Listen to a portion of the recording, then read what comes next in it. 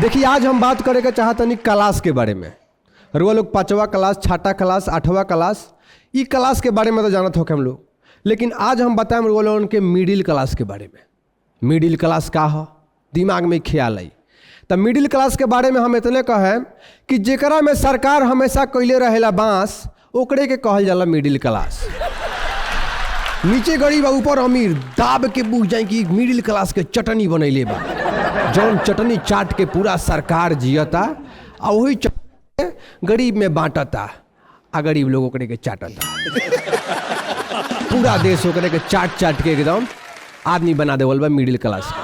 तो देखी middle class के हल्का में नहीं खेलेवे के। मिडिल क्लास में बुझ जाए कि जितना ही देश में अपन अनोखा अनोखा खोज होता कि जौन टूथपेस्ट होला ओकरा के बेलना से दाब के एकदम निकाल देवल जाला, ओमे से एक बूंद निकाल निकाल के लोग मुंह धो देवेला, वो मिडिल क्लास है। काहे कि ये लोग खोज करेला, लोग खाली बैठल बैठल। ये लोग के बुझ जाए कि ये लोग के BMW आईफोन जितना लॉन्च होता है इससे कोनो मतलब नहीं खे।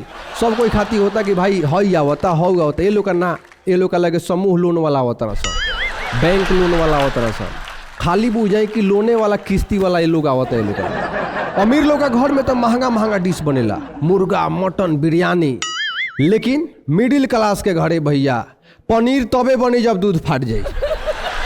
देखिए प्यार मोहब्बत तो अमीर लोग खातिर बनल बा, काहे कि पैसा बा भाई, प्यार करे खातिर तो पैसा खर्च करे के पड़ी।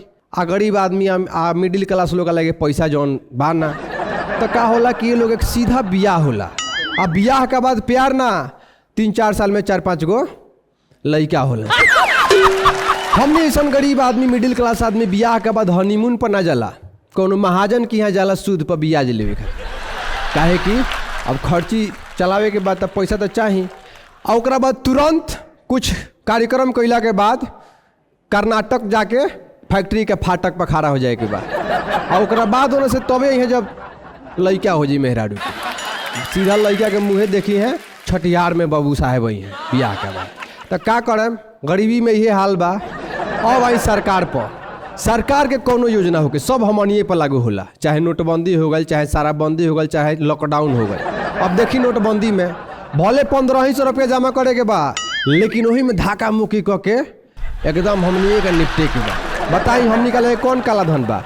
हमनी का लगे काला धन का नाम पर 2 गो भैंस, 1 गो पारा, 3 गो पाठी बाड़ी से करिया करिया, उहे काला धन हमनी का लगे बा। वही पर सरकार निकाला तो हमनी का लगे मिला जुला के बात ही बाकी एगो आदमी अमीर बने खातिर जितना संघर्ष ना करत होई, उतना हमनी एहू से ज़्यादा गरीब आ भिखारी ना बन जाई सब, उससे बचे खातिर बहुत संघर्ष करे के पड़ेगा। तो ये हाल बा मिडिल क्लास के आ गरीब आदमी के।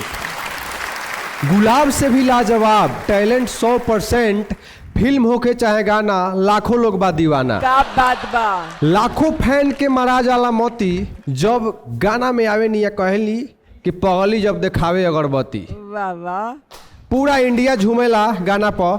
तो जोरदार ताली के साथ एक बार स्वागत करी अपना भोजपुरी के एकदम खूबसूरत, हसीन और कमाल के डांसर एक्टर रक्षा गुप्ता जी के। जोरदार ताली के साथ एक बार स्वागत करिए। Hello hello hello hello hello hello hello hello, finally आप मुझसे मिल लिए। कैसा लग रहा है आपको मुझसे मिलके? करंट लग रहा है। बाप रे बाप, लगा तो ये हाथ कोई दिन ना धोए के पड़ी। अरे ऐसे मत कहिए, नहा लीजिएगा। तब जी इस शो में आगे कैसा लगता? अरे अभी भी कोनो शक बा का? JP यादव शो बा भाई, एकदम चकाचक बा। और आपन भाषा सिर्फ कान तक ना दिल तक सुनाई देता, काहे कि असली भोजपुरी इहे बा। बहुत बहुत धन्यवाद राउत। रउआ अपन है खूबसूरती लेके शो में आई नी, ये खूबसूरती के बहुत जरूरत रहा जा। अच्छा देखी हमनी के खाली मोह छोछ लगा के घूमत रहा सन। मैं एक चीज़ और कहना चाहूँगी JP जी, हमारी इंडस्ट्री में सब कुछ था, मसाला, मस्ती, डांस, एक्टिंग, रोमांस, एक ही चीज़ से कमी थी जी, वो थी कॉमेडी। अच्छा, जो आप आए हैं और इसको पूरा कर दिया आप। वाह, बहुत बहुत धन्यवाद। तो अपन स्थान ग्रहण करी और अब एजा एंटरटेनमेंट के मेला रोवे से शुरू हुई। तो एक बार फिर से जोरदार ताली रक्षा गुप्ता जी खातिर प्लीज। ये आज सोफा के भाग बदल गए। बैठ तो गई नहीं अब रक्षा जी, अब हमारा दिल के रक्षा केंगे हुई हमारा नहीं बुझात पाखी जी काहे कि अभी दिल कूद कूद के कहता कि कुछ कह दो जेपी तक कुछ कह देंगे कि लेकिन देखो तो नहीं कहीं बेलना लेके निकल जाई तो फिर का हुई रउआ कुछ आगे आदम तो हम कुछ कह दी आई जरूर बेलना लेके रउआ बर्दाश्त हम उनका कर पक्ष में बानी।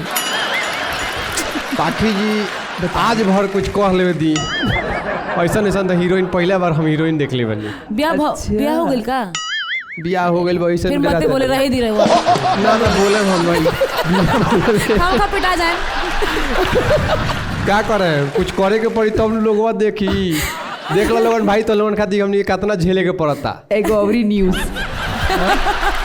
देखी रक्षा जी जी रुआ खेती हम इतने कहे कि खास कलाकारी के साथ साथ सुंदरता भी कूट कूट के भरल हुई खास कलाकारी के साथ साथ सुंदरता भी कूट कूट के भरल हुई ई चमकत चेहरा के कोनो स्पेशल सांचा में गढ़ल हुई ओह आय हाय आही चांद जैसन चेहरा बा ओह एकरा के बनावे खातिर भगवान के 8 घंटा ना 4 घंटा ओटियो करे के पड़ल अरे हुई। वाह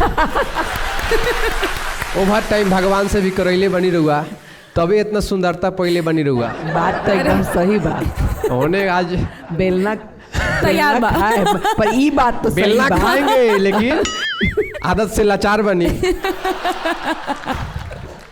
दिल के सुनना चाहिए ना जी हाँ नहीं फ्लर्टिंग हर बार सुनना थोड़ा बहुत होगा। तो चलता है हाँ हाँ चलता है बिल्कुल बिल्कुल तब तो हेल्दी फ्लर्टिंग तो चलता है हाँ। हाँ बाकी सीरियस वहीं रहना सीरियस हम बनी एकदम सीरियस ना आईसीयू में भर्ती बनी हो अरे बाप रे। बुझ जाए कि एकदम पूरा सीरियस बनी हो अच्छा अब रउआ बताई हमनी के तो सीरियस हो गई बनी सन रउआ कब सीरियस होता नहीं पापी जी ये वाला सही था।